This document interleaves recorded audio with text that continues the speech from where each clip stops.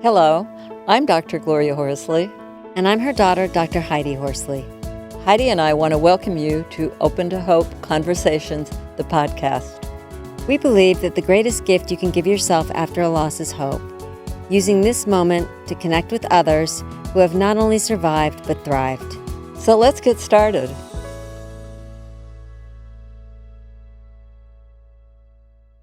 Welcome to the Open to Hope show. I'm your host, Dr. Gloria Horsley, with my daughter and co-host, Dr. Heidi Horsley.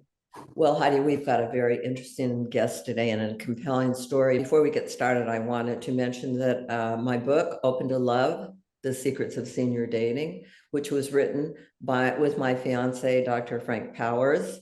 And it's for those of you who are like me, are looking for companionship and antidote to loneliness. Loneliness is the #1 mental health issue for seniors in the United States today.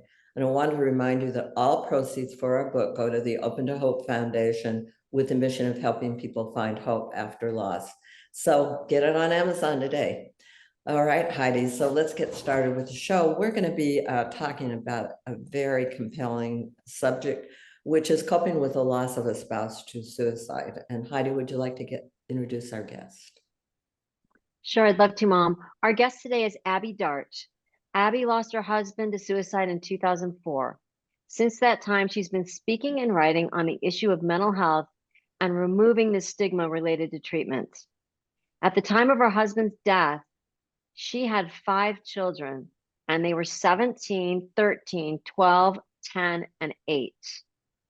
She knows the challenges of raising children, as well as working and developing new relationships after a sudden loss. Welcome to our podcast, Abby. Thank you. So nice to be here. Thank you, both of you, for the opportunity. It's great to have you on. You're an attorney, right? And your husband was an attorney. Yes, my husband was a practicing attorney. I practiced only briefly and then went into the world of lobbying and politics. Our audience is going to be very interested to hear about your story and how you got through. And yes, wow, you had 5 kids at the time. Yes, I did. And as you said, they were 8, 10, 12, 13, and 17. And suicide is a very, it's a complicated grief, as you both know. And in my case, I wouldn't say, my husband lived with a suicidal depression for very long. So it appeared to be, didn't say it came out of nowhere, but it appeared to be just about a difficult year preceding his death.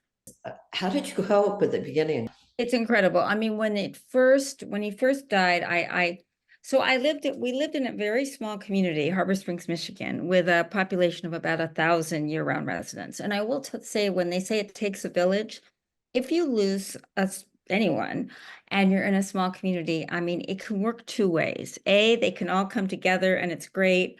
Or B, everybody knows. And, it's like that game of, you whisper in somebody's ear and everything, all of a sudden things maybe didn't come out right. So how did I cope? I mean, the community came together, they were very helpful. The sporting teams came by because my kids played sports. Everybody was as helpful as they could be. But frankly, I would say the first 3 or 4 months it's just a blur. I can't even remember. I mean, I think I just relied on the help of others.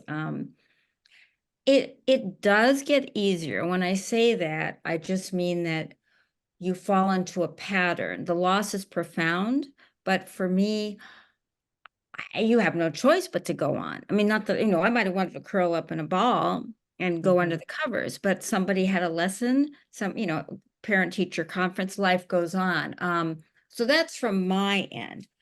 I would say each child was at a different place in their development. My youngest at 8, how much do you really remember and process? But at 17, you're about to graduate from high school and this happens to you. So incredibly challenging, of course. Yeah. And even today, you see them going through these different stages, and I'm sure dealing with their dad's death, even, all through the years, you've seen a change in how they've dealt with it. Absolutely. For example, my oldest, who's now 36, recently got married and had a baby. I'm sure he thinks about his dad all the time. I mean, right? It's grandson. All of them in their various careers. Another one of my sons is in a very, successful band. So, I mean, we go to these concerts. His dad's not there. I think enough time has gone by that their fond memories, the shock, the grief of suicide is not so omnipresent.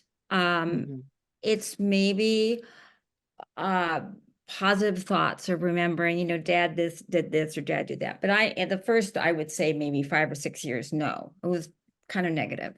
What kind of things were most helpful for you early on? I would say, and this doesn't work for everybody. There's nothing normal about a sudden death, whether it's suicide or cancer or car crash. But I would say that to try to create a sense of normalcy is really important. I mean, life does go on and the sun does shine. And I think that helped a lot. Also, I think you really have to rely on your family. Hopefully, you have a good relationship.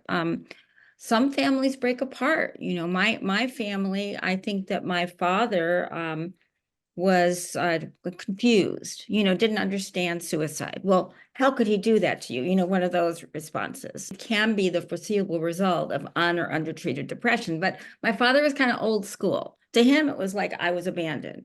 But if you have a family that's supportive, you have to lean on them. You have to lean on them. And I will also say friends are critical, but sometimes I had too many people come out of the woodwork, too many people. And I would say, who your good friends are, those 1 or 2 people. And I think that's really helpful. Talk about people coming out of the woodwork, because I think that's an important. Yeah. Well, in our situation, my husband was a kind of a public figure. So he had been on the city council. I was on the school board.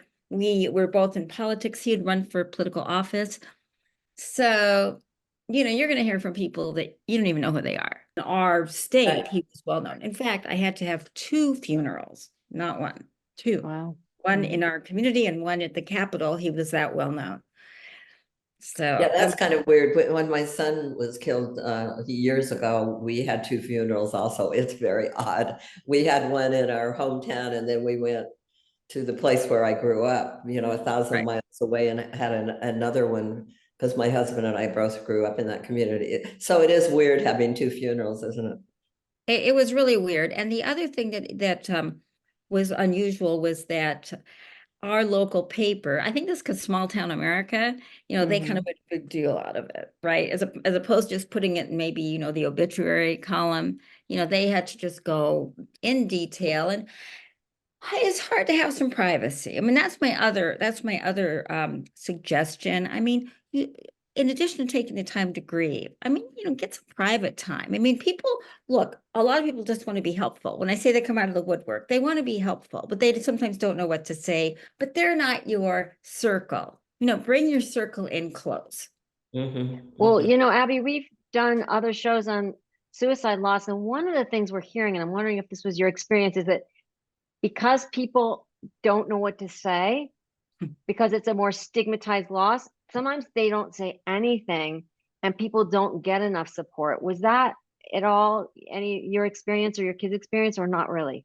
I think the reason it wasn't in my community is because it was a small community and we had big presence. But I will say, yes, in suicide, people do not know what to say. I mean, I got really frustrated with a lot of well-do-gooders, well-wishers that would say, "Oh, how could he do that to you?" Look, this was 20 years ago and people didn't understand. I mean, it's when I say it's better now, slightly less of a stigma because we've lost some very famous people and we're talking about it. But back then, people thought, oh, I just made a choice. I just don't want to be here anymore. They just didn't understand it. If someone that's had a suicide loss, and what would be a helpful thing, do you think?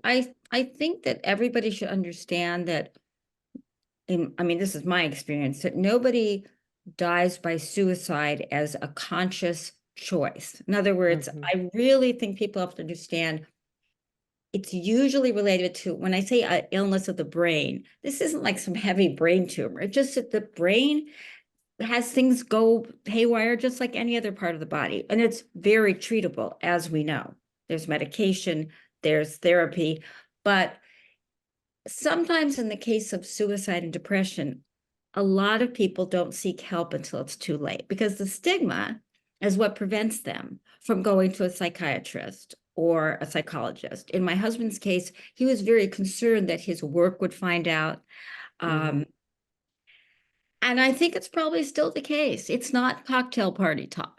Well, you Yeah, see right. that with politics. I mean, it can come up as a very negative thing for the past. I mean, Absolutely. And by the way, you know, there's religious overtones. Some people, it's like, oh, you know, that's a sin. It's difficult.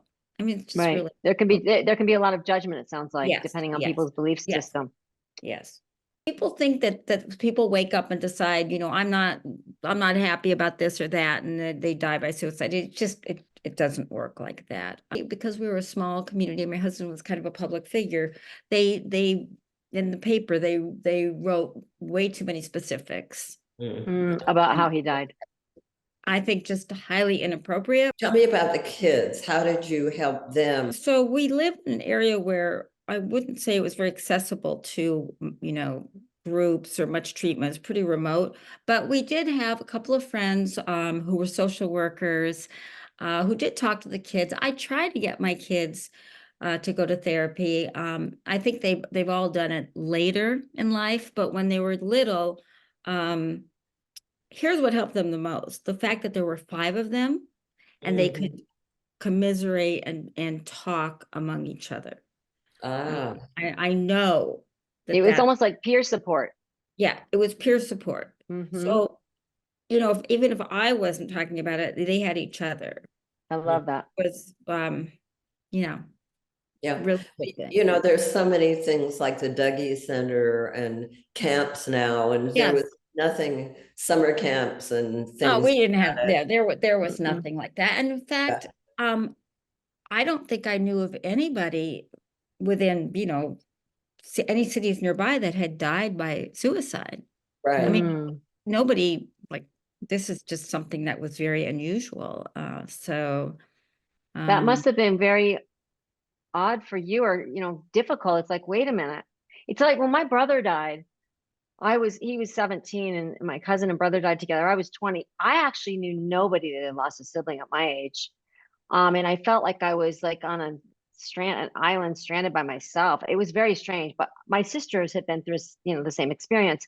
But as similarly, it sounds like you didn't know anyone that had had this kind of loss. And you were no, young. You were a young widow with 5 very children. young. I was 48. The internet was like, we're talking so many years ago, there was like, it was a joke, right? But I found a grief, it was called griefnet.org. I found a grief support group, but it wasn't just suicide. It was people that had lost, you know, children and spouses. Yeah. Anyway, there was a woman in the group, Lisa, and her similar story. She had 3 young children, and her husband, very sadly, was killed in a car crash. You know, said bye, everybody, and then got killed. We became friends. She was in New Jersey. We chatted, and then she came to visit me in Michigan 20 years ago. We're best friends. Then I moved to That's New York. We amazing. see each other all the time. I went That's to her daughter's wedding. fabulous. Yes, it's been amazing. That is neat. Peer support is so important. It's key. If I'm just wondering if there's people out there watching and listening that will see this and that at this point have just recently had the loss, and they don't know, they've had a suicide loss, they have children, they're holding on to you right now as a lifeline and wondering how they're going to survive this. What kind of advice would you give them? Well, I would say now that if there's any resource for a group, for their children, for therapy, for getting with other children, you know, for some of the places that children can go, absolutely. I would also say some children withdraw, that much I know. But I would say that if there's anything that any activity or anything that your child has shown interest in, try to like push it a little bit more, because all of my children, I think, found to deal with the grief, found something special, and they worked at it. One was writing, one was music. I think it helped them a lot. So, because there is a tendency to withdraw. So try to get them, whatever it is, maybe a new class, something, just engage, something different. Tell us about your advocacy and what you're doing in this reaching out, because we have found with the grief and loss world that once people are able to start reaching out, and it's certainly not going to be right away, something small, that it does seem to help. Well, it took me a number of years before, for a variety of reasons, before I was like ready. 10 years. What started was I wrote a guest opinion to Detroit News, our major newspaper, and they published it. I want to treat mental health like health. I mean, it is health, it's the body. And so I talked about the fact that most states have two codes. They have a public health code and a mental health code, which is absolutely ridiculous, right? I think about it. It was done years ago. Nobody understood it.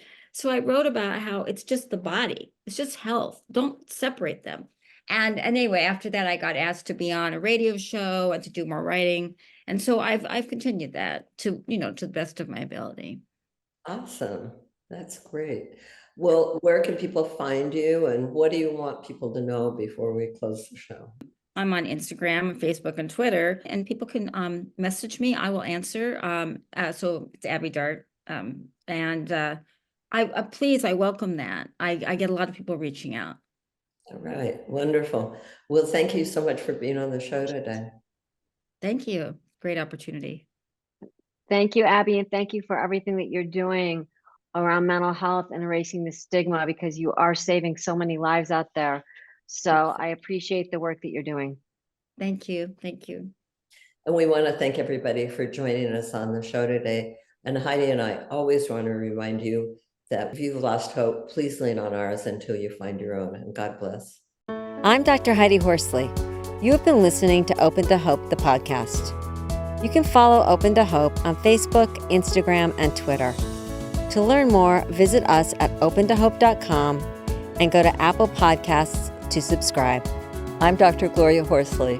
Join us again next week for another Open to Hope conversation, where we invite you to lean on our hope until you find your own.